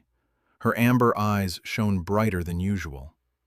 When Mia finished, Sha'ir said, "This girl knows more than your spies find out in a year." Kaylin looked at his sister. Mia looked back at him. A heavy gaze, a mature one. She said she wanted to help. She didn't want to sit in her room and stare out the window. She wanted to do something. Kaylin nodded. From that day on, Mia became his intelligence agent. Not on her own. She didn't go out into the open, but through Vim, who brought news from above. Mia sorted through the information. Who said what? Who needed what? Who owed whom? 3 years in the Baron's house had taught her to see the connections between people who didn't even notice those connections themselves. The warm vault was growing. By the end of the 4th month, 80 people lived there. There were 10 pathfinders, 4 weavers, 3 guardians. Kaylin had stopped counting the fireflies. They multiplied on their own. Small, dim lights branched off from the larger ones and scattered throughout the halls. The warm vault glowed. Not brightly, softly, goldenly, like a house with candles burning in every window. The first volunteers appeared, not debtors, not fugitives, free people who came of their own accord. The first was a cartographer, Sun Yujin, 22 years old, a fugitive from the royal chancellery. She came to the south entrance and told the guardian that she needed to speak to the person in charge here. The guardian stood in silence. Yujin stood across from him. An hour. 2 hours.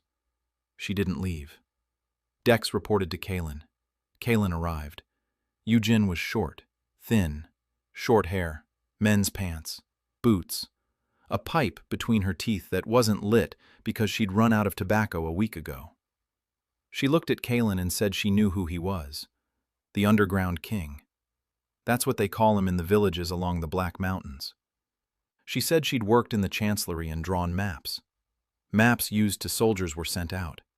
Maps used to find villages for requisitions. Maps used to drive people into the mines. She knew too much. The office realized this. They sent men after her.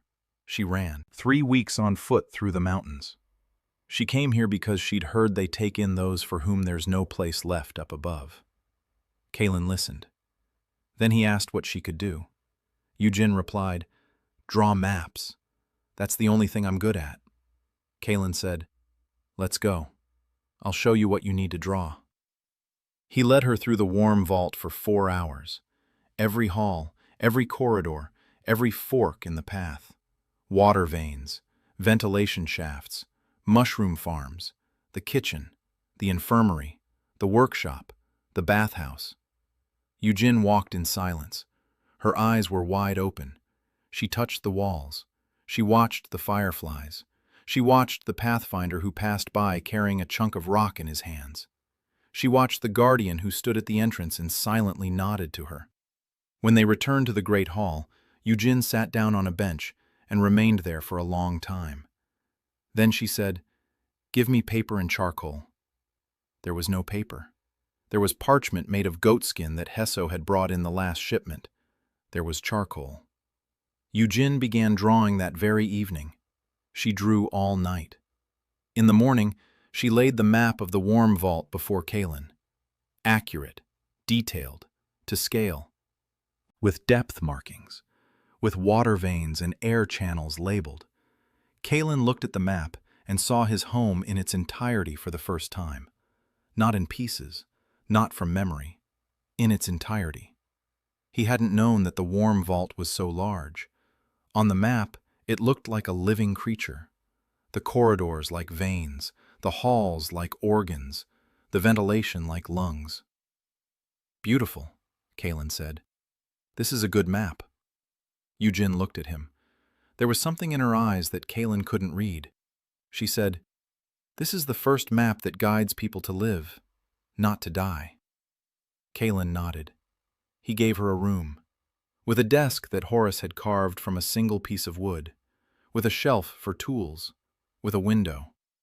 A second window in the warm vault, smaller than Mia's, but real, with light, with a view. Yujin walked into the room. She looked at the desk. She looked at the window. Then she sat down at the desk and began to draw. An hour later, Kalen walked past her door. The curtain was drawn. Not a sound came from behind it.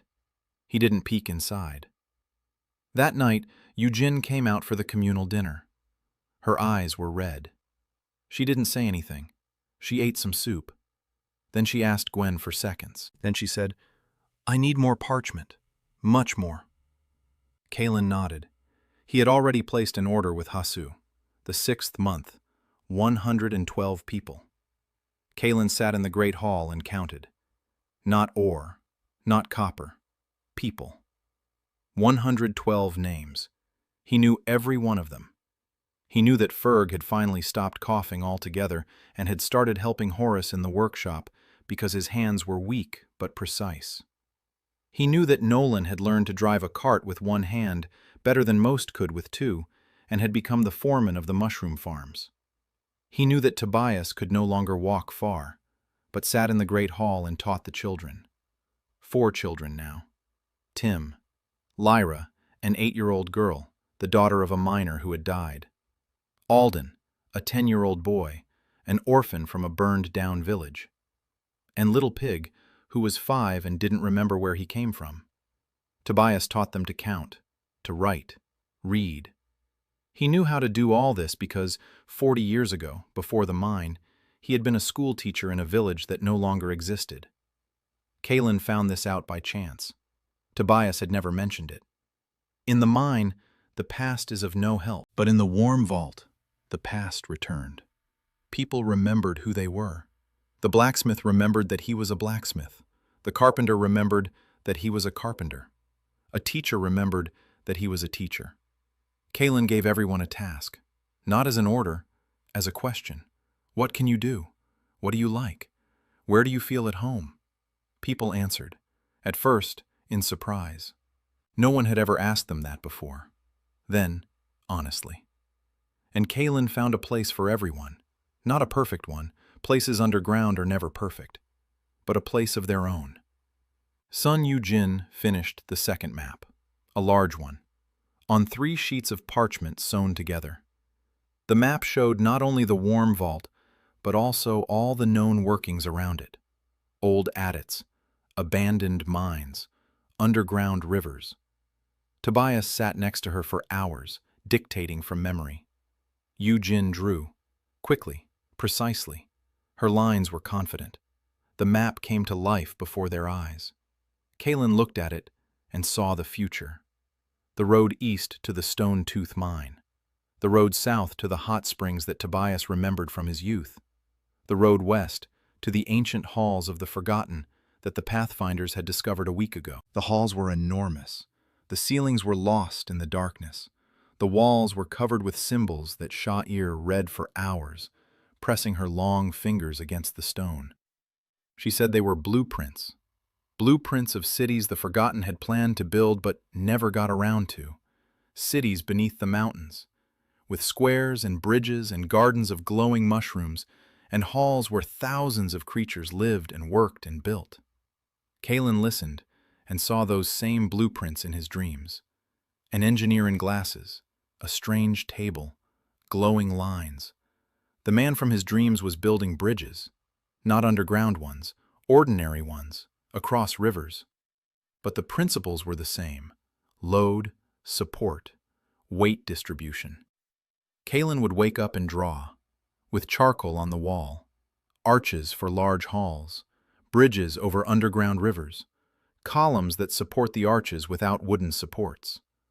Horace looked at his drawings and shook his head. Then he built them. And they worked, every time. The problem came from where Kalen least expected it, from within. Among the 112 people, there were those who wanted more. Not a room, not bread, not hot water, power. A group of 7 people, 3 former soldiers, former Corporal Hodge, and 3 peasants who listened to Hodge because he spoke loudly and confidently. Hodge had arrived in Warm Vault a month ago. He'd passed Dex's screening. Dex had said back then, "This one's clean, but evil. Evil doesn't get in the way. Sometimes it helps." Hodge worked well, quickly, without complaint. But he talked to people, in the evenings, at the bathhouse, in the hallways. He said that Kalen was too soft, that they shouldn't hide but strike back, that there were enemies above and they needed to be destroyed, that the Warm Vault should become a fortress, not a home, that they needed a leader, not a master. Mia brought this to Kalen's attention. She'd overheard the conversations. She'd been keeping track of who was listening to Haja. 7 people for sure, maybe 10 more. Kalen listened and counted. 7 out of 112 is not many. But 7 evil people in a confined space is a lot. He went to see Hodge. He found him in the bathhouse. Hodge was sitting in the warm water, telling 2 peasants how 10 soldiers could take the outpost if they strike at night. Kalen sat on the edge of the pool and listened. Hodge fell silent. He looked at him. Kalen said, "You're right. 10 soldiers can take the outpost. And then?" Hodge said, "Then you take the next one." Kalen nodded. "And then," Hodge said, "then you take the town." Kalen nodded again. "And what do you feed them?" Hodge was silent. Kalen continued, "An outpost is 20 soldiers. A town is 1,000 residents. You have no flour, no blacksmith, no doctor. Nothing but 10 angry men with guns. In a week, you'll be hungry. In 2 weeks, you'll be dead. Because an army you can't feed isn't an army. It's a mob, and mobs get crushed." Hodge looked at him. Kalen said, "You're a good soldier.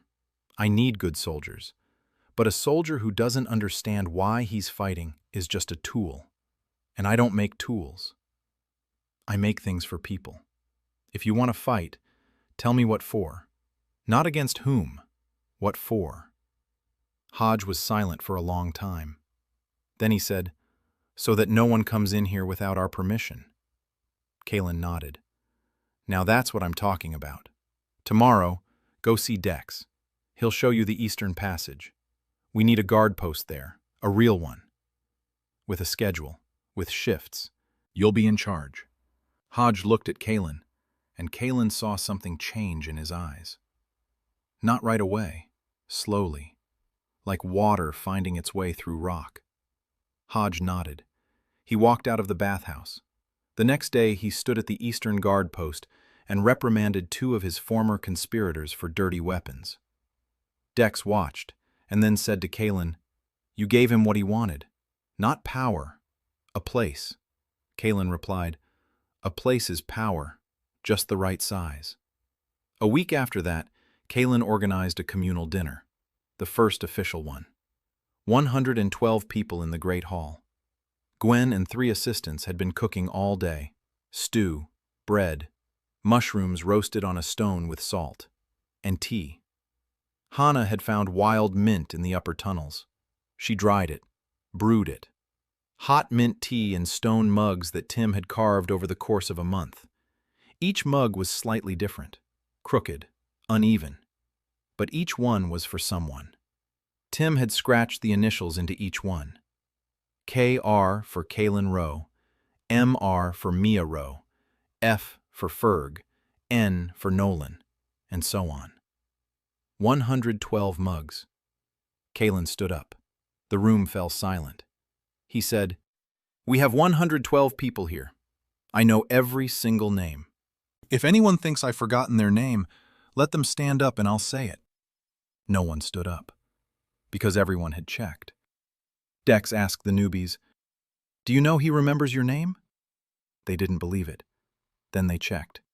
Kalen remembered every name, every story, every detail, because counting was the only thing he truly knew how to do. And he had long since stopped counting coins. He counted his own people. Silence filled the room. 112 pairs of eyes, fireflies on the ceiling, warm air from the stoves, the smell of bread and mint, and the man standing before them who knew each of them by name. Kalen sat down. Dinner continued. Tobias told the children a story about a blacksmith who shoed a mountain. Gwen argued with Horace about the proper way to salt mushrooms. Dex and Hodge sat side by side, silent but silent together, not apart. Eugene was sketching a plan for the new hallway on a napkin. Mia sat next to Kalen and ate bread, quietly, calmly, like someone who was finally home. And somewhere in the deepest chamber of Sha'ir, she sat alone, listening through the stone as 112 people dined in the warmth. And for the first time in 10,000 years, she did not feel lonely. The 8th month, 200 people. Kalen stood by the eastern passageway and watched as the tunnelers widened the tunnel. The road to the Stone-Tooth mine was almost ready. 40 kilometers underground. There were now 14 tunnelers, and they worked in shifts. 7 gnawed at the rock while 7 rested. If faceless stone creatures were even capable of resting at all, Kalen didn't know. He knew something else. The tunnel ran straight. The walls were smooth. The vaults were woven by the weavers. Every 200 steps, there was a resting niche with a firefly and a flask of water. It was a road, not a burrow. A cart could pass through it. 100 people could pass through it in a single night. You could escape through it if the warm vault collapsed. But Kalen wasn't building the road for escape. He was building it for life. Stone-Tooth had been abandoned 5 years ago. The ore had run out. The workers had been transferred to other mines. All that remained were empty tunnels and rotten barracks. Tobias explained that Stone-Tooth stands on top of hot springs. The rock there is warm. The water is hot, and most importantly, there are exits to the surface on the northern side of the Black Mountains. Far from Wolf's Maw, far from Baron Draven. A second home, a safety net. The first stop on the way from home to the state. Liane Hesu arrived at the end of the 8th month. Not her father, her daughter. 26 years old, tall, straight back, expensive fabric. Her hair was styled so that every strand knew its place. A beautiful face, a professional smile, eyes that were intelligent and weary at the same time. She arrived at the south entrance with 2 carts of goods: salt, flour, fabric, needles, nails, medicinal herbs that Hana had ordered through Vim, and paper. Real paper for Eugene. Liane said her father had sent her because the road had become dangerous. The Baron's soldiers had begun inspecting the trade caravans. Old Hesu drew attention. The young daughter in a beautiful dress drew a different kind of attention. The soldiers were looking at her, not at the wagons. She took advantage of that. Kaelin met her in the great hall. Liane entered and stopped. She looked around. Kaelin could see her calculating. Not the people, not the room, the value. She was a merchant's daughter. She saw a price in every stone, merchandise in every firefly, labor that didn't need to be fed in every pass-through. Kaelin saw that look and understood it. He, too, knew how to calculate. They sat down at a table in the small hall. Kaelin offered her tea. Liane accepted. Gwen served it in a misshapen stone mug with the initial G on the side. Liane looked at the mug. She looked at Kaelin. He said the mug belonged to Gwen. The cook had lent it to them because they hadn't made any for the guests yet. Liane raised an eyebrow and said that in a baron's house, guests were served on silver. Kaelin replied that in the warm vault, silver was used for trade, and people were served what was made for them. Liane took a sip of tea. She looked at Kaelin over the rim of the mug, and Kaelin saw how her professional smile turned genuine for a moment. Just for a moment. Then the mask returned. They discussed the shipments for 3 hours. Kaelin talked about iron prices, about the copper exchange rate, about how much salt was needed for 200 people a month, about which fabrics were cheaper and which were more durable. Liane answered, precisely, quickly, without unnecessary words. She knew trade as well as Kaelin knew his breed. Every number was in place. Every calculation was checked. Kaelin asked her opinion on whether they should switch flour suppliers. Liane fell silent. She looked at him for a long time.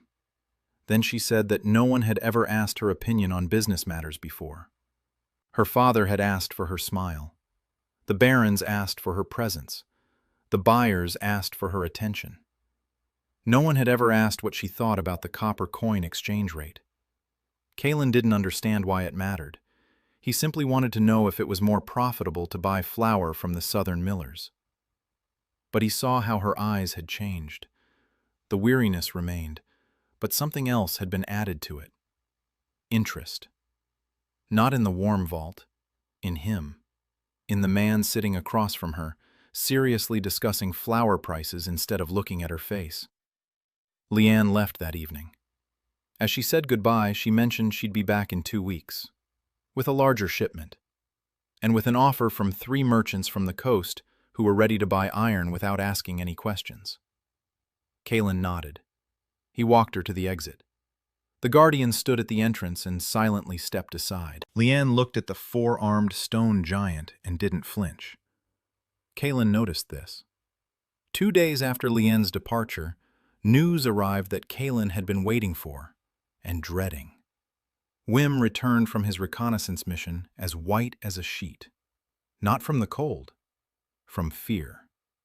Baron Draven had sent soldiers, not an auditor, not 5 guards, 30 men, with a commander, with orders to find those stealing ore from the sealed mine shafts. Manager Crane had finally crunched the numbers. The ore that Hesu was selling didn't match the mine reports. Someone was mining iron behind the Baron's back. Crane didn't know where. He didn't know who. But he knew it was happening, and he sent soldiers to search. 30 men, armed, trained, with torches and ropes and a week's supply of food. They descended into the 11th tunnel and began methodically checking every passage, every fork in the tunnel, every dead end. Kalen called a meeting, an unofficial one. There was no such word in the warm vault. Just 4 people in a small room. Dex, Yujin, Mia, Sha'ir. Dex said that 30 soldiers in the underground weren't an army. They were a sitting duck. Narrow passages, darkness, guardians in every passage. We could block them off and wait.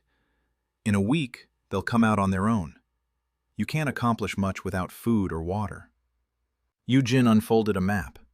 She pointed out 3 spots where the soldiers could emerge into the warm vault. All 3 are blocked off. The tunnelers can collapse the passages overnight and create new ones. A labyrinth. The soldiers will wander until they're exhausted, Mia said quietly. Among the soldiers is a corporal named Wart. She knew him from the Baron's estate.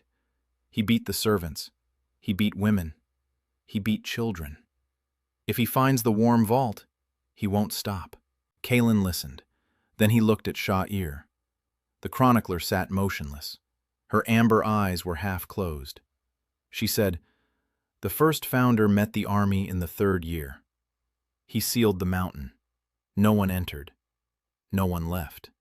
Kalen asked, "What happened to the army?" Sha'ir replied, "They left, 20 days later, hungry, frightened, because a mountain that won't let you in is more terrifying than a mountain that strikes." Kalen nodded. "We won't fight. We'll seal off the tunnels." Overnight, the tunnelers collapsed all 3 passages from the 11th tunnel to the warm vault. Tons of rock, impassable blockades. The soldiers wandered through the tunnels for 5 days. Then they returned to the surface. No casualties, no discoveries. They reported to Crane that there was nothing underground. Empty tunnels, collapses, darkness. Crane didn't believe it, but he couldn't prove it. Kalen stood behind a wall 20 paces from the retreating soldiers and listened to their footsteps through the rock. They were leaving, but they would return. With greater force, with greater fury. Time was running out. 1 year, 312 people, 3 settlements, warm vault, stone tooth, and the new one, deep threshold, a small one, 60 people, halfway between the first 2, a staging base, a warehouse, a resting place for those traveling the underground road. Kalen stood in the hall of deep threshold and watched as the weavers wove the vault. 6 weavers now. They worked faster. The threads formed patterns that Kalen hadn't requested. The weavers were adding their own touches, ornaments, waves, spirals, as if they were recalling what their ancestors had woven 10,000 years ago. Beautiful. Kalen had stopped being surprised by the beauty. He accepted it as part of the work. To build and to create beauty are one and the same for the seal. The flame burned brightly, brighter than ever. 20 passers, 6 weavers, 5 keepers, countless fireflies, and Sha'ir, who told him something new every evening, about the forgotten, about the world that existed before this one, about cities beneath the mountains where creatures lived who didn't need the sun because they themselves were light. Kalen listened and built. That was his rhythm. Listen, build, count. Again. The inspector didn't return. Instead, Steward Crane returned, in person, with 50 soldiers, and with a man Kalen hadn't expected. Thin, tall, dressed in the white robes of the Church of the Bright Sun, with a silver sun emblem on his chest. His eyes were calm, attentive, his hands folded in front of him. The Inquisitor, Father Varen Callis. Vim brought the news at dawn. Kalen listened, his expression unchanged. He had been expecting this. The church was bound to come. Rumors of the underground king had reached the capital. Rumors of stone creatures, of ancient halls, of the symbols of the forgotten.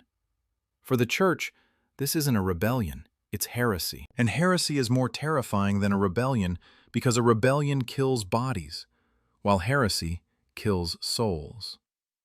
Kalen convened a council, a real one this time, 8 people: Dex, Eugene, Mia, Hodge, Leanne, who had been in the warm vault with the latest shipment, Hannah, Gwen, who fed everyone and therefore knew everyone, and Sha'ir.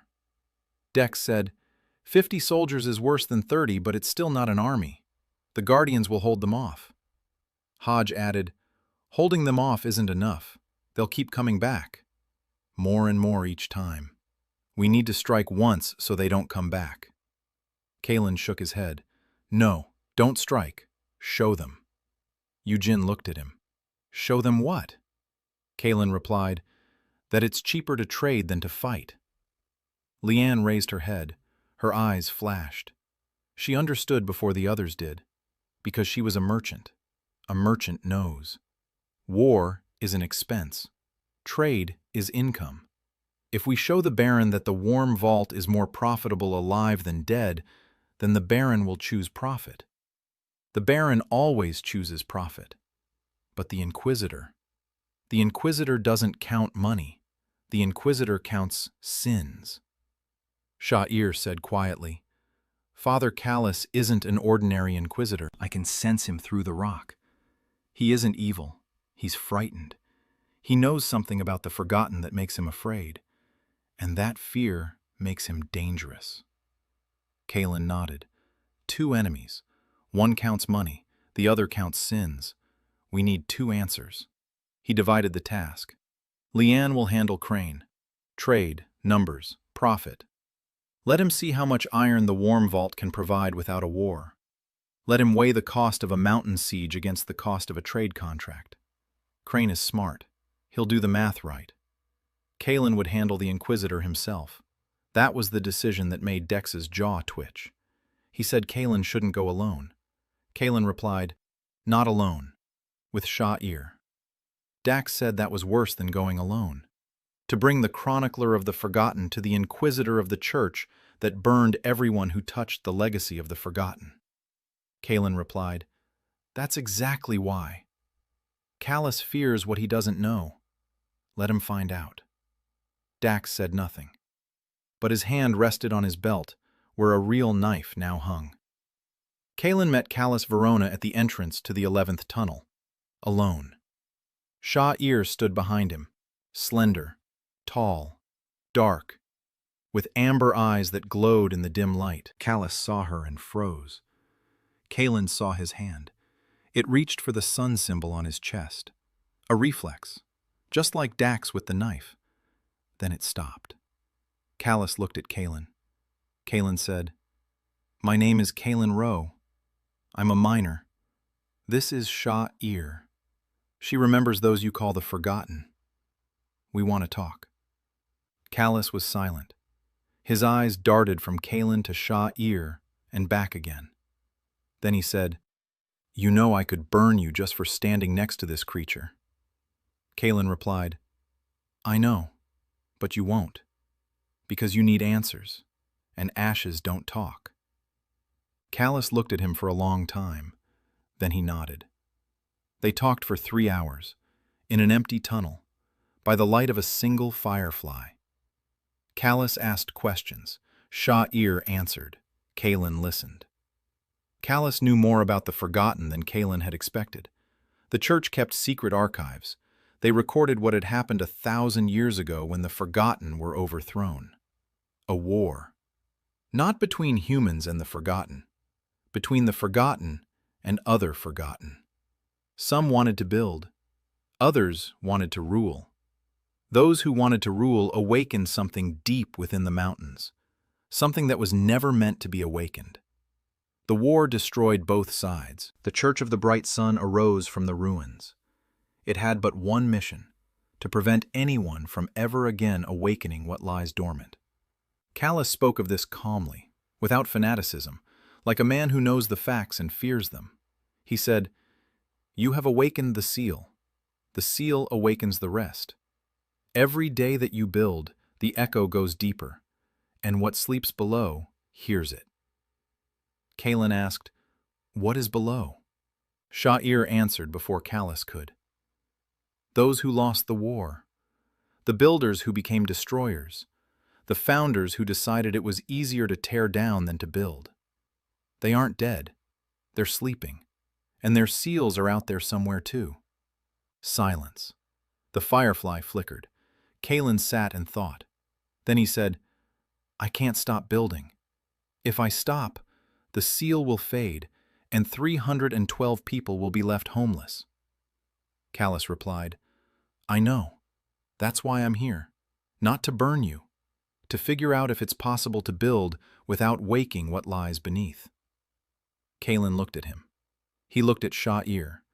Then he said, "Let's figure it out together." 1 year and 3 months. 400 people. The truce with Baron Draven hinged on the numbers. Leanne showed Crane the calculations.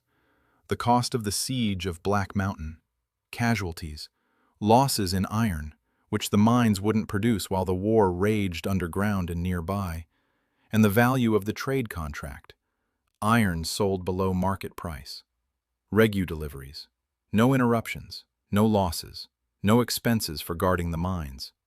Crane spent 3 days crunching the numbers. Then he went to the Baron and told him that war wasn't profitable. Baron Draven drank wine and listened. He wasn't smart, but he understood money. He signed a temporary trade agreement, 6 months. Iron in exchange for acknowledging that there are people in Chernigoria who are best left alone. An unofficial acknowledgement. Tacit. The Baron pretended he knew nothing. Kalen pretended the Baron mattered. Both sides knew it was a lie. But a lie you can trade on is better than a truth you have to fight for. Callus stayed. Not in the warm vault. In a small hut at the foot of the mountain. He came every week. He would descend into the tunnels, talk with Sha'ir, study the symbols on the walls of the ancient halls, take notes, compare them with the church's archives. Kalen didn't trust him, not completely, but he could see that Callus wasn't lying. The Inquisitor feared what lay dormant beneath the mountains, and that fear was real. Not a ploy, Callus told Kalen during their 3rd meeting. There are 7 seals. Yours is the seal of the Founder Builder. But there were others. The Founder Warrior, the Founder Sage, the Founder Healer, and 3 that the Church calls the Dark Ones. The Founder Tyrant, the Founder Destroyer, the Founder Devourer. They too left seals, and the seals are seeking masters. Kalen asked, "Has anyone already found one?" Callus was silent. Then he said, "Yes, in the south, in the mines of Morven, the very same Morven that Valcrest has been at war with for 12 years. Kalen closed his eyes. He thought. A war that has lasted 12 years, blood spilled into the earth, blood that awakens what lies dormant, a seal that chooses a master in the enemy's mines. What kind of seal will they find in the mines of a country that does nothing but wage war? Not a builder. He opened his eyes. He looked at Callus. Callus nodded. He was thinking the same thing. Kalen said, "I need time. A year, maybe 2, to finish what I'm building, to keep my people safe. Then I'll take care of the south." Callus replied, "You might not have a year." Kalen replied, "Then I'll build faster." He built, every day, every night. The tunnelers never stopped. New halls, new corridors, a forge in Stone Tooth, a real one, with a forge and an anvil and bellows that Horus had fashioned from wood and leather. Tim was forging. The boy was 15 now, and his hands had grown strong. A blacksmith's son by blood. Kalen didn't know his father, but the iron did. Tim forged nails and hinges and knives and tips for the kills. Not weapons. Tools. Kalen didn't make weapons. The Guardians were his weapons. 7 of them now. Each stood at his post. Each knew his route. Each nodded silently as Kalen passed by. Ashley Kane appeared at the end of the 13th month. not of her own free will. Baron Draven had sent her as a hostage, a guarantee that the trade agreement would be honored. If Kaelin violated the terms, the Baron would lose his daughter. If the Baron violated the terms, he too would lose his daughter, but in a different way. That was what the Baron thought. Kaelin thought otherwise. Ashley was 19, tall. Her light hair was pulled back into a bun. Her back was straight. Her chin was raised. Her eyes were cold. She entered the warm vault the way one enters a prison, with contempt, with dignity, with the determination not to let these people see her weakness. For the first 2 weeks, she didn't eat the communal meals. She sat in the room she'd been assigned and ate what she'd brought with her: crackers, jerky, and cheese. When the food ran out, she went without food for a day, then another day. On the 3rd day, Gwen brought her a bowl of soup and set it by the door. Silently, she left. Ashley stared at the bowl, then she ate, in silence. She didn't speak to anyone except Dex, who had been assigned to her as a guard. Dex didn't try to be friendly. He stood by the door. He said nothing. When she went out, he followed her. Ashley walked through the warm archway and looked at the walls, at the people, at the fireflies, at the guardians, at the children running through the hallways, at Tobias, who was teaching them the alphabet, at Hannah, who was healing, at Gwen, who was feeding them, at Eugene, who was drawing maps. She looked and didn't understand. In her world, things like this didn't happen. In her world, people worked because they were forced to. Here, people worked because they wanted to. In her world, rooms were assigned based on rank. Here, everyone was given a room, the same one, with a curtain, with a firefly, with a shelf. 3 weeks later, Kaelin came to her. He sat on the floor by her door. He said, "I need help." Ashley looked at him from the doorway. She waited. Kaelin said, "The Eastern Passage. I want to fortify it. There are 3 forks and I don't know which one to block and which one to leave open. You studied fencing and tactics. How would you handle this?" Ashley was silent. Then she said, "You're asking me, the daughter of your enemy, how to protect your home from my father." Kaelin replied, "I'm asking the person who understands defense better than I do. I don't care whose daughter you are, I need an answer." Ashley looked at him for a long time. Then she left the room. She went to the Eastern Passageway. She walked through the forks for an hour. Then she came back and said, "Close off the left one, narrow the middle one, leave the right one open, but set a trap." She explained why, in detail, precisely, like someone who'd been thinking about it her whole life. Kaelin listened. He took notes, in his head. Then he said, "Good plan. That's what we'll do." Ashley stood there watching him leave. Then she went back into the room. She sat down on the couch. She sat there for a long time. Then she lay down with her face in the pillow and cried quietly, angry at herself for crying. 1.5 years. 600 people. 5 settlements. Warm Vault. Stone Tooth. Deep Threshold. Bright Vein. And the newest, southernmost one, Quiet Harbor. An underground road connected them all. 120 kilometers of tunnels, smooth, well-lit, safe. Carts carrying ore, flour, cloth, and tools traveled through them around the clock. Kaelin built a system. Not a state. A system. Each settlement had a leader. Not appointed. Chosen by the people who lived there. Tobias became the elder in Warm Vault. Not because he wanted to. Because everyone knew him, and everyone trusted him. The old man who taught the children to read and remembered every tunnel. Hodge became the elder in Stone Tooth, a former conspirator, a former squad leader, now the garrison commander and head of the settlement. Kaelin gave him a place, and Hodge became what he was meant to be. Not a rebel, a defender. Leanne came every week. Trade was booming. 3 merchants from the coast, 2 from the border towns, 1 from the capital itself. They all bought iron, pure, cheap, no questions asked. Through Lian, Kalen sold as much iron as Wolf's Maw produced in a year, and no one up top knew where it came from. Officially, this iron came from the old reserves of the Haas's clan. Lian smiled at the buyers. The buyers smiled back at her. Money flowed in. Salt, flour, cloth, medicine, books. Yes, books. Eugene asked for them. Then Tobias. Then Mia. Kalen didn't read books. He read the ore. But he understood that people who read books think differently. More broadly. More deeply. That's necessary. Ashley had changed. Not quickly, slowly.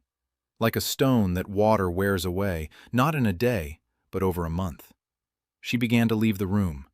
First into the common room, then to the kitchen, then to Horace's workshop. She watched him work with wood. Then she asked him to show her. Horace looked at her hands, slender, white. The hands of a noblewoman. He gave her a piece of wood and a knife. He said, "Cut!"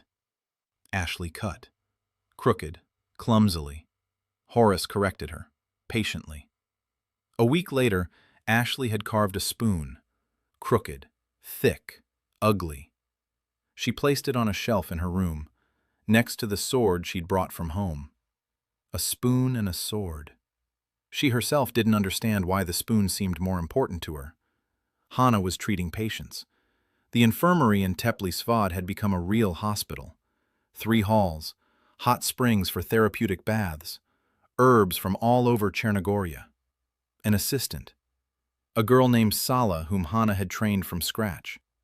Hana was no longer alone. She treated patients and taught others to treat them.